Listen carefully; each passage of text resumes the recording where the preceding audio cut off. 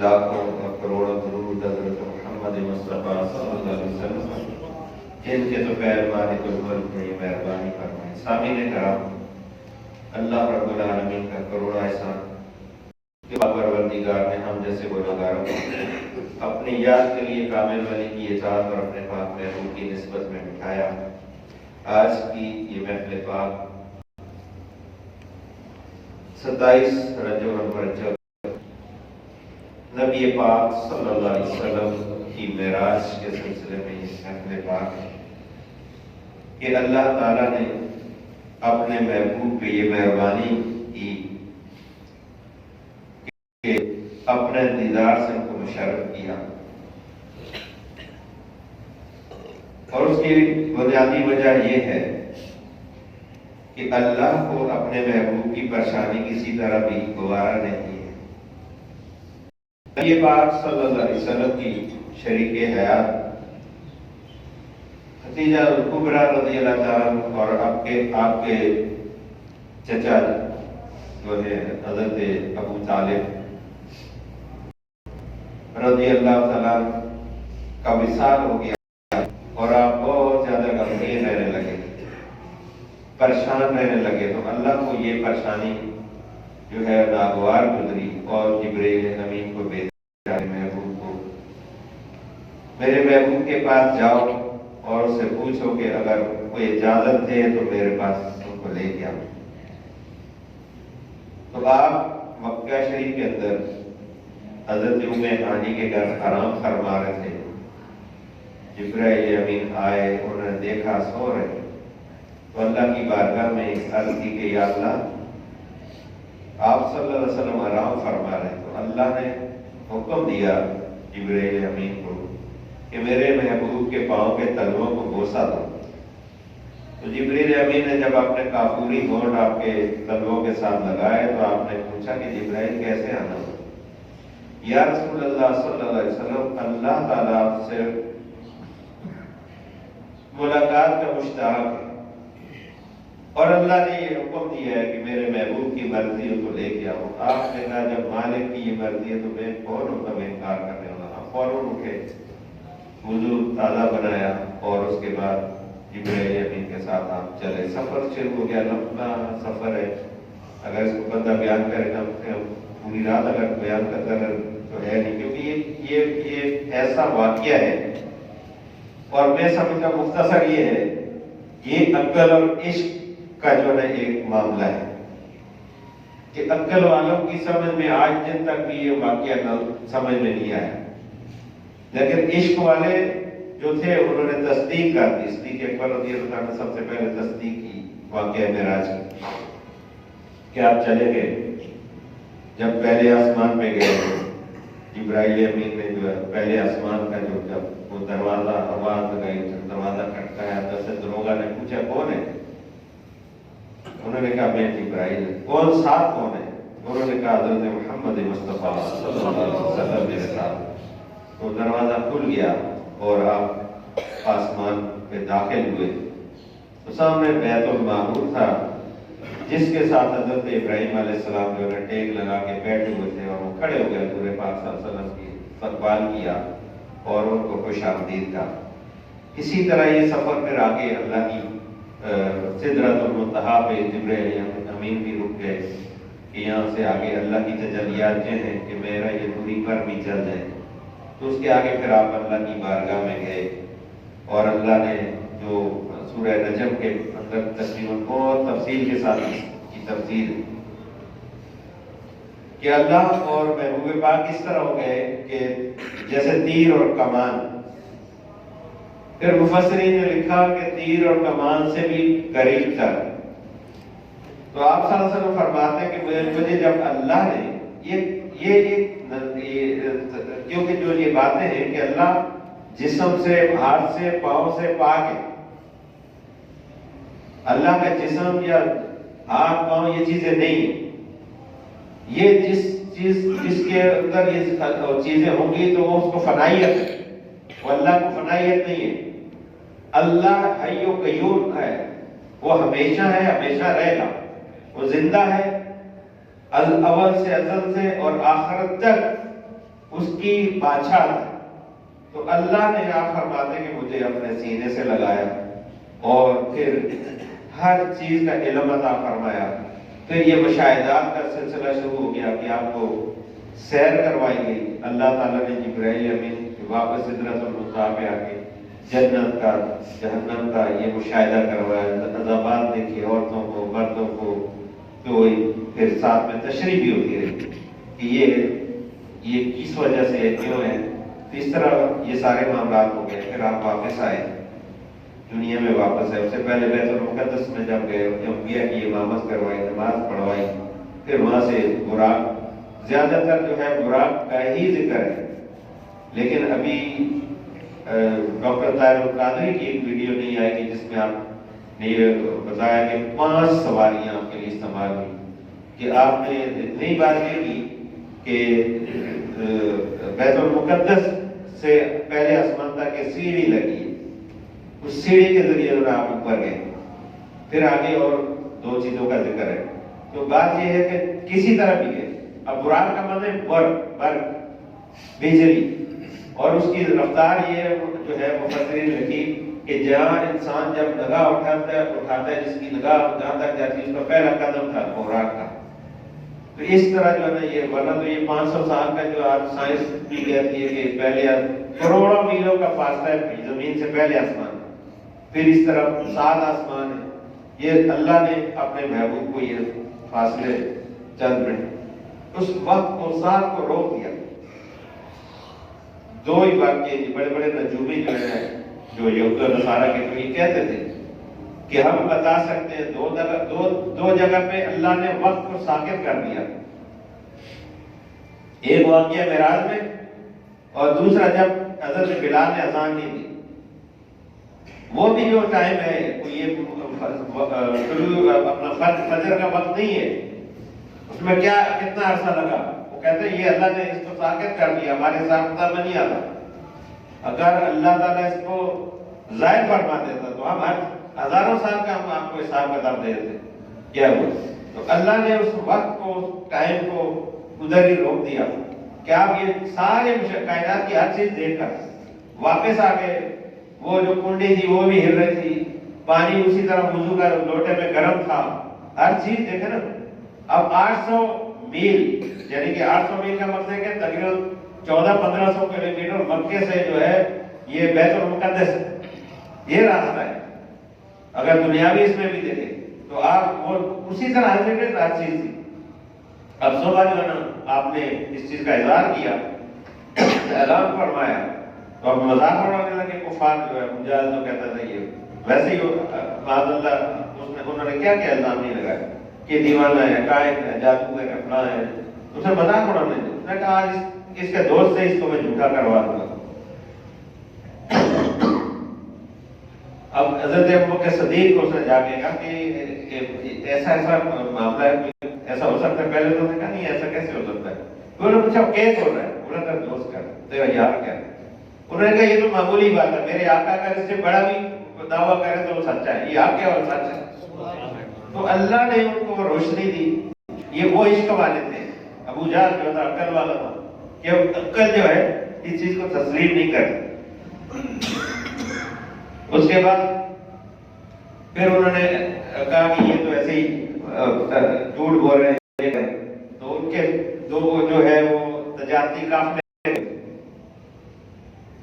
اور دوسرا یہ کہ انہوں نے کہا یہ کبھی ادھر گئے نہیں فلسطین میں بیت المقدس میں.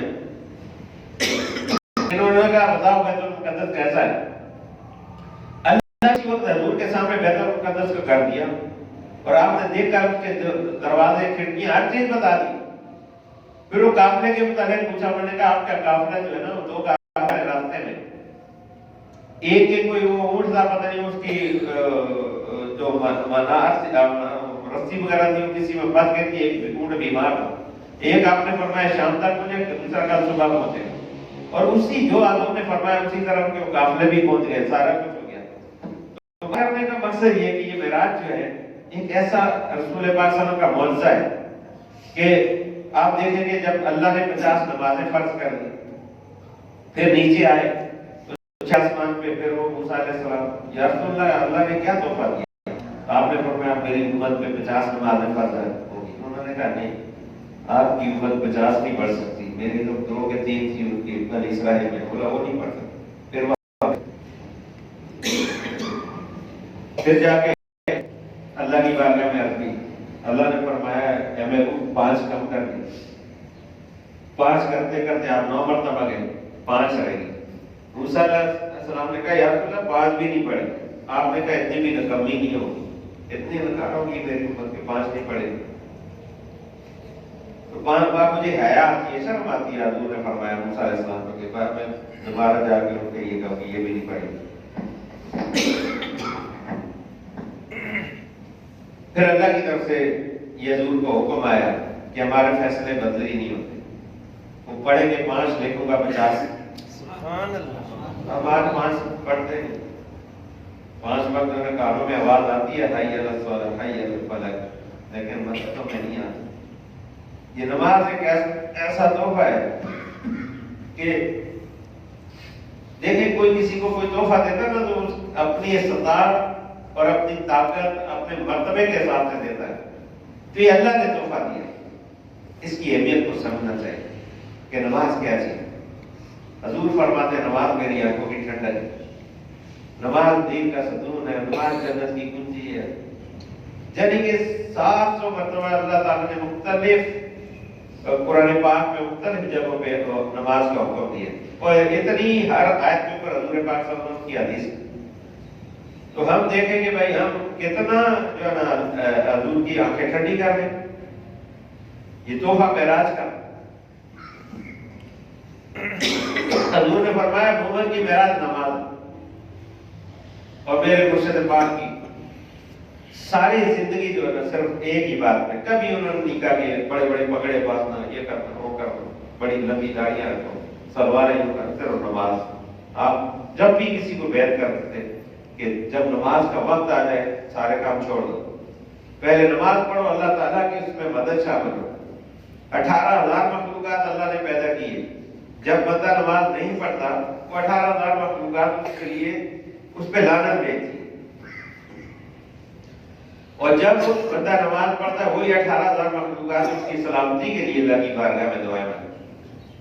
نماز بہت ضروری، نماز کو سمجھنا ہے۔ امام حسین کو سمجھ جاؤ، نماز سمجھنے آ جائے، یہ چھوٹے چھوٹے بچے کیوں قربان کر۔ آج بھی کچھ لوگ کو سمجھ نہیں آتی، بہت سارے لوگوں نے بولا کہ یہ جو ہے یہ تو حکومت کی جنگ تھی، امام حسین حکومت کے لیے نہیں آئے تھے، حکومت کے لیے آتے تو پورے مکے کو ساتھ لے کے آتے۔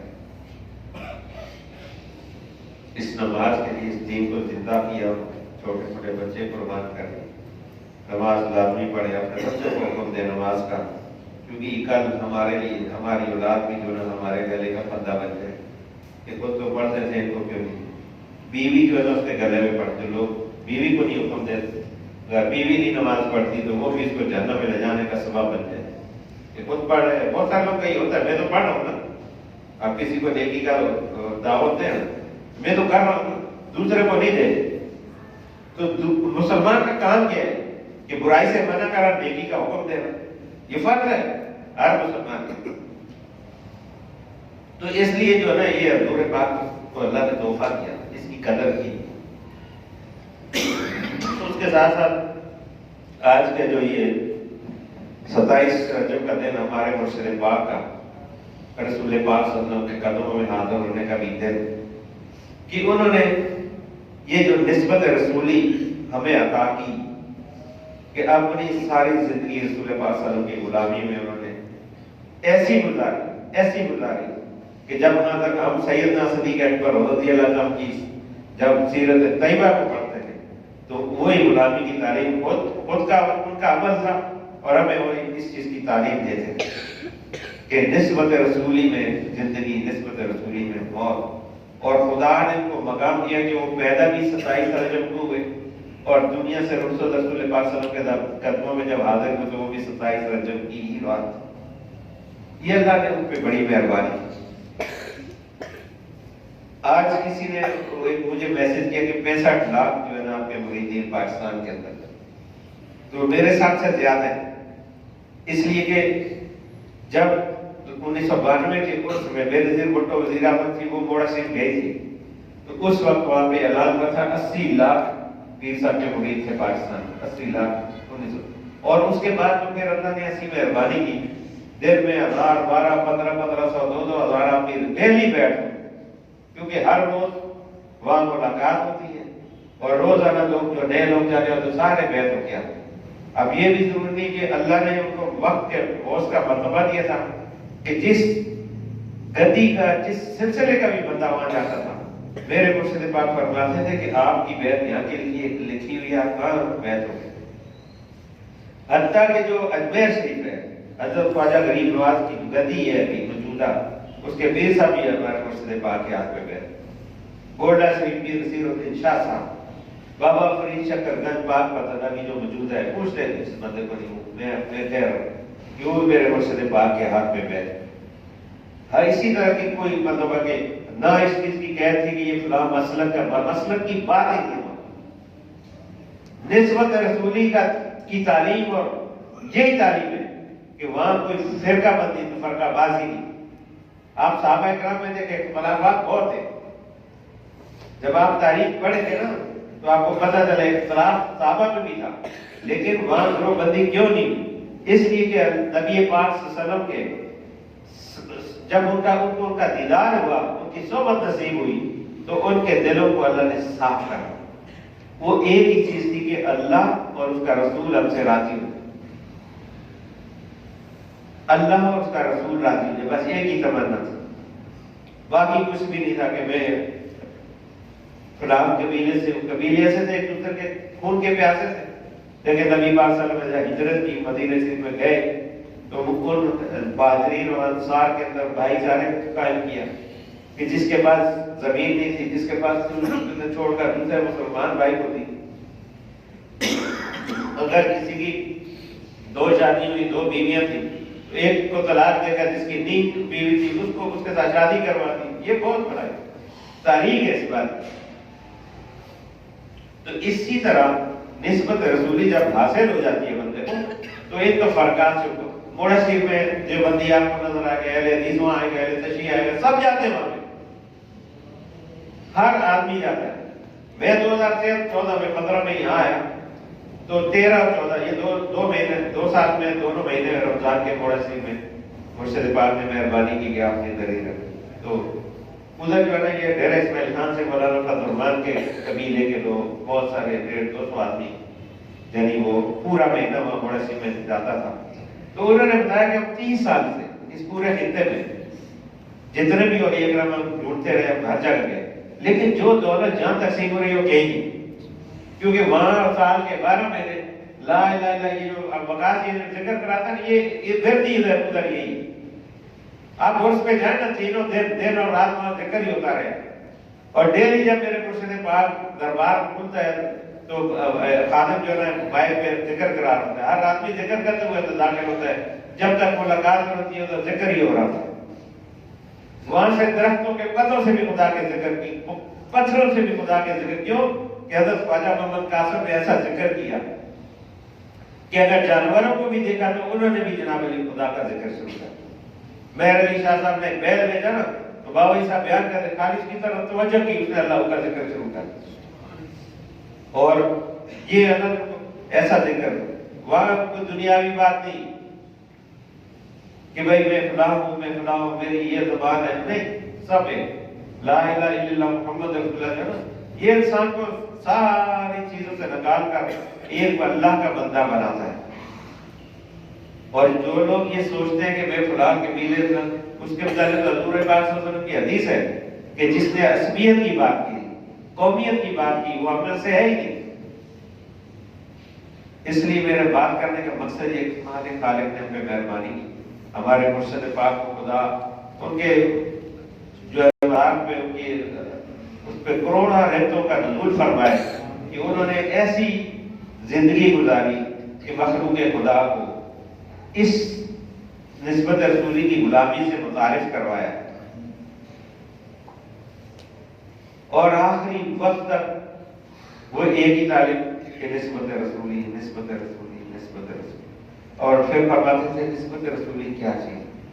نسبت رسولی یہ ہے کہ رسول پاک صلی اللہ علیہ وسلم کے ساتھ ایسا تعلق کہ جیسے بلب کا تعلق پاور ہاؤس سے جہاں سے یہ کرنٹ آ رہا ہے، اگر اس کے بیچ میں ایک بار برابر ہی کوئی چیز آ جائے گا تو یہ کرنٹ ختم ہو جائے گا، اندھیرا ہو جائے گا. انسان کی بھی یہی مثال ہے کہ جو لوگ اس راج منیر کے ساتھ تعلق قائم نہیں کرتے پھر وہ اندھیرے میں چلے جاتے ہیں. پھر ان کے عقیدے بھی ایسے کہ حضور ایسے تھے، حضور ویسے تھے، ان کو یہ پتا تھا وہ نہیں پتا تھا، اس کے عقیدے بنا دیں کیونکہ وہ شیطان کے قبضے میں چلے جاتے ہیں. رحمان کے قبضے میں تو نہیں ہوتے. رحمان کے قبضے والوں نے تو حضرت بلال کی کھال بھی اجڑ گئی، چھوڑو کلمہ، انہوں نے کہا نہیں چھوڑے، رسول کا کلمہ تھوڑی چھوڑو. صاحب تمام صحابہ کی تھے، ایک مطلب ہے کہ ان کی آرزو کہ بھائی بس ہم سے حضور راضی ہو. حضرت ہمارا صحابی رسول ہے اور میں شہید ہو گئے، ابھی زندہ تھے کیونکہ سب سے زیادہ نقصان جنگ احد میں مسلمانوں کا ہوا کہ نبی پاک صلی اللہ علیہ وسلم نے منع فرمایا صحابہ کو، بھاری ٹیلا تھا، 50 صحابہ کو کھڑا کر دیا کہ ہم جنگ جیتے یا ہارے آپ نے نہیں، یہ جگہ نہیں چھوڑی. تو جیسی جنگ شروع ہوئی تو کفار جو ہے وہ بھاگ گئے. خالد بن ولید رضی اللہ عنہ مسلمان نہیں تھے، وہ کفار کے سردار تھے. تو جب وہ اس پہاڑ کے پیچھے گئے تو انہوں نے پلاننگ کی کہ اگر ہم اس پہاڑی سے حملہ کریں تو ہو سکتا ہے ہم کامیاب ہو جائیں. اسی دوران صرف 13 یا 14 صحابہ جو ہے اوپر رہ گئے پہاڑی کے اوپر، سارے نیچے وہ مال غنیمت سمیٹنے کے چکر میں آ گئے. بہت سارے صحابہ نے منع کیا کہ حضور نے کیا کیا. جب خالد بن ولید رضی اللہ عنہ پیچھے سے حملہ کیا تو ایک گھمسان کی لڑائی شروع ہو گئی اور پھر یہ مشہور ہو گیا کہ رسول اللہ صلی اللہ علیہ وسلم شہید ہو گئے. پھر ادھر مسلمانوں کے صحابہ کے 3 گروہ بن گئے. یہ کہتے تھے بھائی ہم کس لیے لڑیں گے، فلاں کریں گے. تو نبی پاک صلی اللہ علیہ وسلم کے دانت مبارک میں ذرا پھنس گئی تو خون نکل گیا. ان کو لے کر اس احد پہاڑ کے بیچ میں چلے گئے. کوئی اگر حاجی عمرے پہ گیا، ویسے وہاں اوپر جاتے بہت کم ہے کیونکہ عرب کے لوگ جو ہیں وہ بڑی بے ادبی کرتے ہیں. وہاں بکریوں کی اور اونٹوں کی مینگنیاں جو انہوں نے ڈھیر لگائے، لیکن میں اب تو لگ گیا صرف اتنا سا ہی وہ پتھر پھٹا ہے جس میں صرف ایک انسان کھڑا ہو سکتا. وہ پہاڑ پھٹ گیا تھا، نبی پاک صلی اللہ علیہ وسلم اس کے بیچ میں درمیان میں کھڑے ہوئے. تو جب یہ لڑتے تو کسی کی نگاہ اوپر ایسے پہاڑ کی طرف اٹھی تو اس نے نعرہ لگا کہ رسول پاک صلی اللہ علیہ وسلم حیات ہے.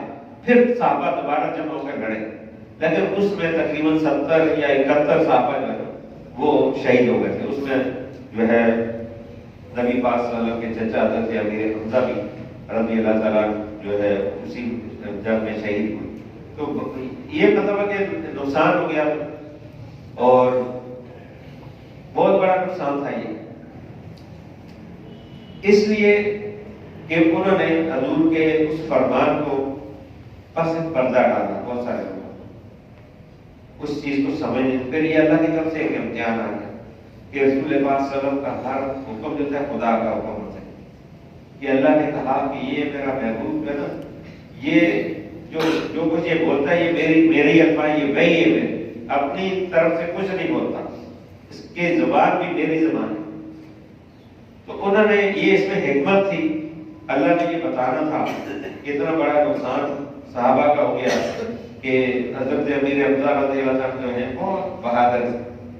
میرے مرشد پاک فرمایا کرتے تھے کہ میں ان کی تلوار تھی 80 کلو کی، 80 کلو کی 2 تلواریں. انہوں نے کبھی ذرا نہیں اپنے ہاتھ میں پکڑی، دونوں ہاتھوں میں مرشد پاک فرماتے تھے تلواریں تھیں. تو ابھی بھی ترکی کے عجائب گھر میں تلواریں رکھی ہوئی. میرے مرشد کہتے تھے میں اپنی آنکھوں سے ان کی وہ تلواریں میں دیکھ کے آ گیا.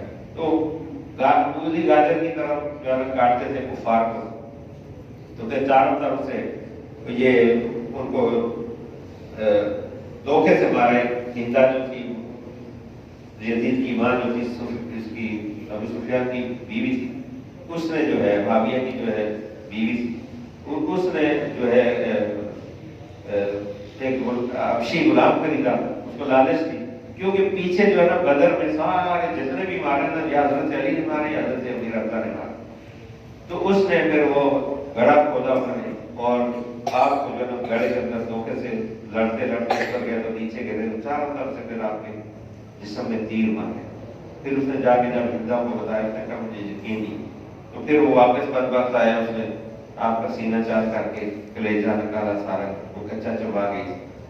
تو یہ بہت بڑا تھا کیونکہ حضور اپنے اس چچا سے بہت محبت کرتے۔ صرف 2 روایت ہیں حضور کے رونے کی، ان میں ایک روایت بس حضرت امیر حمزہ کی جس میں آپ زور و قطار روئے دنیا کے سامنے، بہت تھا۔ اور پھر جب اس نے حمزہ نے کہا مجھے کلمہ پڑھائے تو آپ نے اس کو کیا کہا کہ میرے سامنے نہیں آنا، اگر تو میرے سامنے آؤ گی تو مجھے حمزہ یاد آئے۔ حضور نے فرمایا کہ جو شخص جس کی جو مراد ہے وہ مدینے میں آئے، حمزہ کی قبر میں جائے اور اس کے سامنے جو ہے اپنی اس آدمی تمنا کا اظہار کرے، دعا کرے اور میرے روزے پہ آ کے کہہ دے خدا کا بھی اس کی وہ دعا رد نہیں کرے، اللہ نے ان کو وہ شان اور مرتبہ دیا۔ تو یہ بہت بڑا یعنی کہ مسلمانوں کا نقصان تھا ان واقعات میں، جو ہمارے لیے ادھر جو ہے جب زخمی ہوئے، زخمی کو کھا رہے تھے لوگ، تو ہمارا حضرت عمارت کے متعلق بات کر رہا تھا، تو ایک تو یہ کہ پانی لوگوں کو پیاس تھی نا، تو وہ پانی پکارتے تھے، تو پانی لے کے جائے تو جب ایک پانی والے کا پانی جائے تو دوسری طرف سے پانی میرے بھائی کو پلاؤ۔ ہم تو آج یہ کہتے ہیں کہ بھائی صحت مند آدمی تو کہتے ہیں مجھے پہلے یہ چیز میں لگے کھاؤں، انہوں نے کہا میرے بھائی کو پلاؤ۔ اس طرح کرتے کرتے یعنی کہ ایک کونے سے دوسرے کونے تک وہ سب شہید ہو۔ تو ہمارے جو ہے وہ ان کے بازو بیٹھے ہوئے ہیں، جسم پورا پڑے ہوئے، تو وہ جو ہے نا حضور ان کے پاس گئے، بولا بتاؤ کیا چاہیے؟ میرے سے بات فرماتے تھے مانے یہ واقعات سیدنا صدیق اکبر اور ان کے واقعات جو ہے یہ بہت سنا، وہ کہتے ہیں کہ انہوں نے ایسے ہاتھ تو نہیں تھے، بالکل ایسے ریندتے ہوئے سینے کے پر حضور کے قدموں میں لا کے اپنا منہ رکھا اور بوسہ دے کر کہتے ہیں خدا کی قسم میں نے منزل پائی، خدا کی قسم میں کامیاب ہو۔ مرشد اقوام کرواتے ہیں کہ کیا ان کو کامیابی ملی، کیا منزل پائی، وطن چھوڑ کے مکے میں آ گئے، اولاد ماں باپ ہر چیز قربان کر دیں، تو کامیابی کیا تھی؟ کامیابی یہ تھی کہ خدا اور اس کا رسول ان سے راضی ہے۔ یہ صحابہ کی جو ہے آرزو اور تمنا ہے کہ ان کے اندر جو تفرقہ بازی نہیں ہوئی، صرف اس وجہ سے نہیں ہوئی کہ حضور کی ذات جو ہے یہ تزکیہ نفس کرنا ہے، کہ یہ تزکیہ نفس کرتے ہیں، اور یہ نگاہ سے بھی تزکیہ نفس کرتے ہیں۔ یہ جو علامہ اقبال کہتا ہے کہ نگاہ مرد مومن نے یہ تاثیر دیکھی، بدلتی ہزاروں کی تقدیر دیکھی، کس لیے دیکھی کہ جس طرف وہ نگاہ کرتے ہیں اس بندے کی کائے پلٹ جاتی ہے۔ تقریریں تو اولیاء کرام بہت کم کرتے ہیں کہ تقریر کر کے تقریر سے انہوں نے کہا کسی کا آیت نہیں پڑھنی، مجھے اسٹیج میں 90 لاکھ کلمہ پڑھا دیا، کون سی تقریر کی؟ وہ کہتے تھے ہم اپنے باپ دادا کا جو ہے وہ دین چھوڑتے ہیں۔ آخر میں یہ ہوا کہ انہوں نے جو اپنے جوتے پہنے ہوئے تھے نعلین پاک تھی اس کو اڑایا کہ اگر مجھے دے کے پڑھتے اس کو بھی دے کے پڑھیں گے۔ تو یہ کیونکہ وہ نور ان کے اندر آیا تھا، یہ طریقت ہے نا، طریقت کے اندر بندہ ایک مرید ہو گیا، اس نے اپنے مرشد کا حکم مان لیا، پھر اس کی منزل آگے بڑھی، فنا فی الشیخ کے مقام پہ چلا گیا، فنا فی رسول کے مقام پہ، پھر فنا فی اللہ ہو گیا، پھر اللہ نے اس کو بقا عطا کر دی، بقا ملا مقام حاصل ہو گیا۔ تو پھر وہ نہیں ہوتا کہ اللہ کہتا ہے میں اس کی زبان بنتا ہوں جس سے بولتا ہے، میں اس کی آنکھ بنتا ہوں جس سے وہ دیکھتا ہے، میں پاؤں بنتا ہوں جس سے چلتا ہے۔ پھر اس کے اندر قوت و طاقت خدا کی ہوتی ہے، پھر ہزاروں میل دور سے بندہ اس کو پکارتا ہے، وہ سنتا ہے، وہ اللہ کی دی ہوئی طاقت سے سنتا ہے نا۔ کہ ایسے کئی واقعات جو ہے آپ سنتے رہتے ہیں کہ بھائی جو ہے نا مدد یہ اولیاء کرام نے، یہ تو عام لوگ تھوڑی ہوتے، ان کو خدا نے طاقت دی، ان کے جب یہ مقام بندے کو حاصل ہوتا ہے نا اس وقت جو ہے وہ زمین کی یہ قید و کانا اس کے لیے ختم ہو جاتی ہے. وہ جدھر جائیں جہاں جانا چاہیں وہ جا سکتے ہیں. اور اس کو غیر مقلد لوگ جو تھے انہوں نے بھی تسلیم کیا. اشرف علی تھانوی نے کتاب میں واقعہ باقاعدہ لکھا کہ ایک اللہ کے ولی تھے کہ ان کے مرید کسی علاقے میں تھے تو وہ وہاں پہ گئے تو ایک مرید نے کہا کہ حضرت آپ شبرا ٹائپ کا کھانا ہمارے ساتھ کھائیں. انہوں نے کہا ٹھیک ہے. دوسرا مل گیا, اس نے کہا ہمارے ساتھ. انہوں نے کہا ٹھیک. کرتے کرتے انہوں نے 7 آدمی دعوت قبول کر لی. اب جب کھانے کا وقت آیا تو ساتھوں کے گھر میں موجود تھے. اب وہ سارے آپس میں وہ بھائی ظاہر ہے کہ اتنا بڑا کہ مرشد آ گیا میں آج اس کو بتاؤں گا, میں اس کو بتاؤں گا. اور جب آپس میں ملے ایک دوسرے کو قصہ سنا ہے کہ بھائی پیر صاحب میرے ساتھ تھے. وہ کہہ جھوٹ ہوئے تو پیر صاحب تو میرے ساتھ کھانا کھا میرے گھر میں. تو بہرحال وہ بحث کے بعد اشرف علی تھانوی نے لکھا کہ اللہ کے ولی کو خدا نے یہ طاقت دی ہوتی ہے کہ وہ جسمانی طور پہ بیک وقت 40 مقامات پہ حاضر ہو سکتا ہے. یہ تو وہ بندہ ہے جس کو روشنی نہیں ہے, وہ تسلیم کر رہا ہے. تو اللہ کا جب بندہ ہو جاتا ہے, اللہ کہتا ہے میں آنکھ بن جاتا ہوں, میں پاؤں بن جاتا ہوں, میں زبان بن جاتا ہوں, میں اس کے کان بن جاتا ہوں جس سے وہ سنتا ہے. تو جب پھر امام فخر الدین رازی پکارے گے تو مرشد پکارا میں سنے. وہ یمن میں بیٹھے ہوئے, کہاں بیٹھے ہوئے, کوئی ایران میں سن رہا ہے, کوئی کہاں سن رہا ہے. تو وہ قوت اللہ کی ہوتی ہے. جو لوگ سسٹم میں کہتے ہیں ایسا تو ہو ہی نہیں سکتا. یہ معراج کا بھی تو یہ نا کہ نہیں ہو سکتا, کیسے ہوگا ایسے. اور اس پہ بڑے اعتراضات ہیں, تو لمبی بات ہو جائے گی. نہ ماننے والوں میں انہوں نے حضرت مائی عائشہ صدیقہ کو بیچ میں لے لیا کہ انہوں نے کہا کہ جس نے یہ کہا کہ رسول پاک صلی اللہ علیہ وسلم کو خدا کا دیدار ہوا سے کفر کر دیا. حضرت عباس جیسے عبداللہ بن مسعود نے پھر بعد میں جناب یہ تو پیر کرم شاہ نظری کی آپ تفسیر دیان قرآن پڑھے تو آپ کو پتہ چلے کہ اللہ تعالی کا دیدار نبی پاک صلی اللہ علیہ وسلم کو جھانکتے نہیں ہوا پورے جسم قطر کے ساتھ. یہ کوئی روحانی معراج نہیں, جسمانی معراج. لیکن نہ ماننے والوں نے بہت بڑے معاملات کیے کہ وہ مائی عائشہ صدیقہ کہتے ہیں جبریل امین سے ملاقات ہوئی 1 دفعہ نہیں 2 دفعہ. تو وہ حضور نے جبریل امین کو اصلی صورت میں 2 دفعہ دیکھا ہے. ویسے تو وہ ایک صحابی کی شکل میں آتے تھے جب وہی لے کے آتے. اور پھر دوسرا کہ اس معراج کے واقعے میں بہت لوگ کم بتاتے ہیں کہ یہ جو نبی پاک صلی اللہ علیہ وسلم نے یہ حدیث جو ہے کہ میں ذکر جو ہے آدم علیہ السلام کی تخلیق سے پہلے 14,000 سال پہلے 70,000 سال تک جو حضور نے تمام ملائکہ کو روح کو ذکر کر رہا ہے. پھر اسی معراج کے واقعے میں ایک حدیث جو ہے نا مولانا شفیع نے دوسری طرح لی کہ حضور نے جبریل امین سے یہ کہا کہ تم وہی کہاں سے لے کے آتے.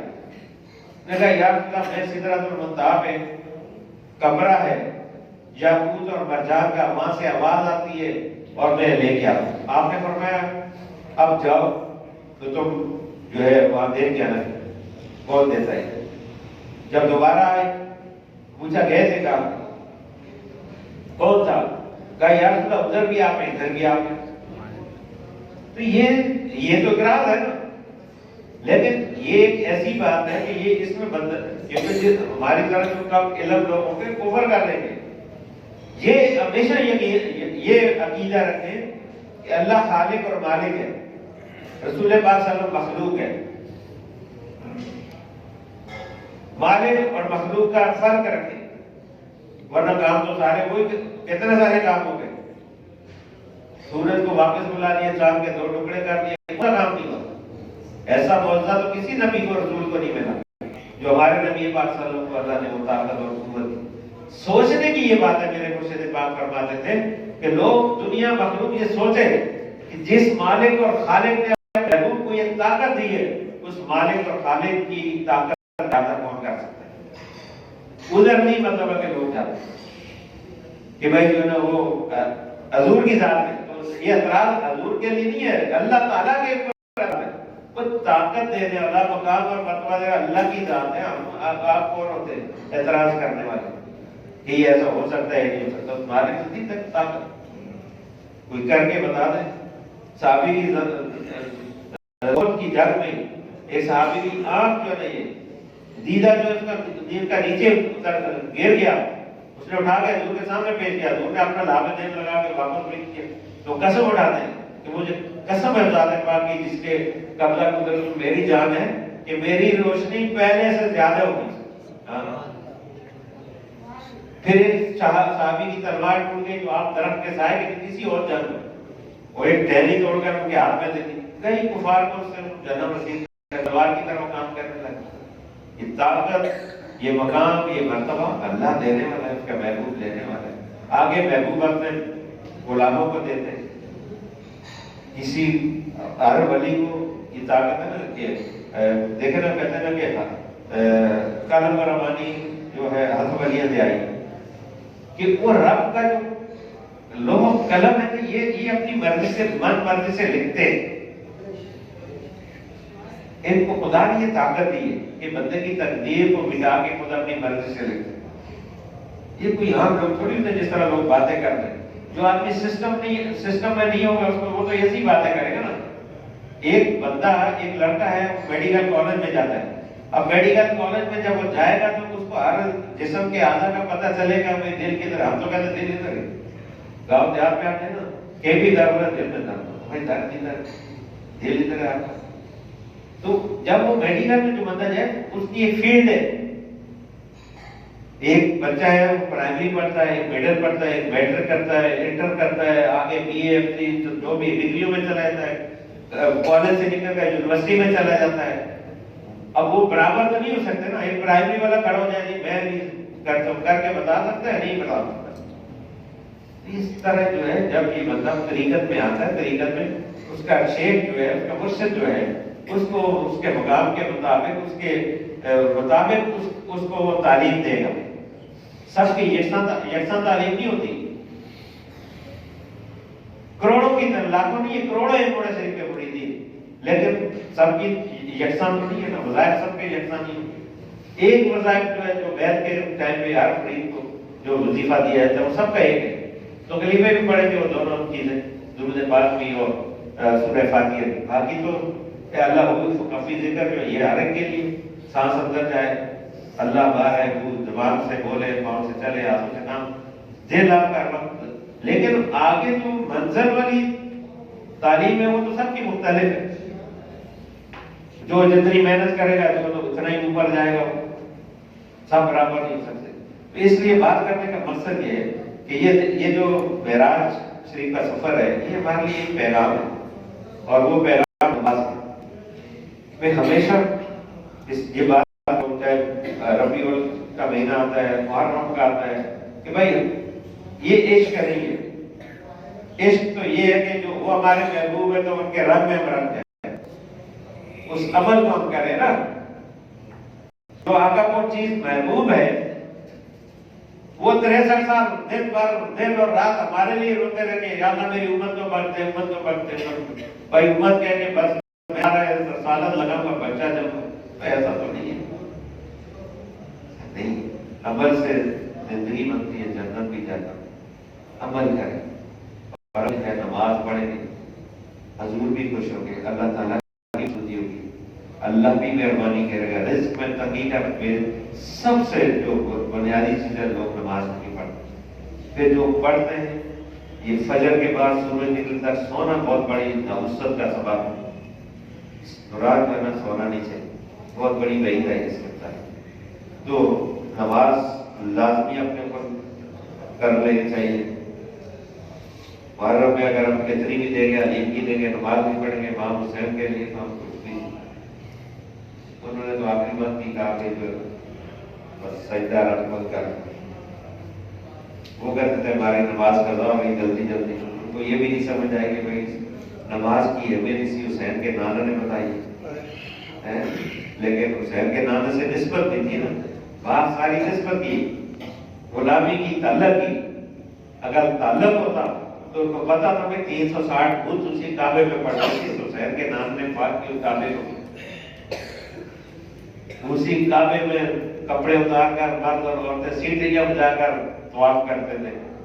حسین کے نانا نے طریقہ بتایا کہ ابراہیم علیہ السلام نے اس طرح طواف کیا، سب سے پہلے آدم علیہ السلام نے، ان کو جبریل امین نے بتایا، پھر یہ ابراہیم علیہ السلام کا آج کا طریقہ سارا راج کروایا.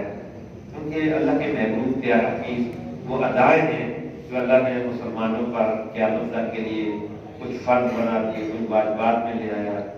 تو یہ سارے، تو اس لیے نماز بہت بڑی دولت ہے. اللہ تعالیٰ ہم سب کو کی توفیق عطا فرمائے.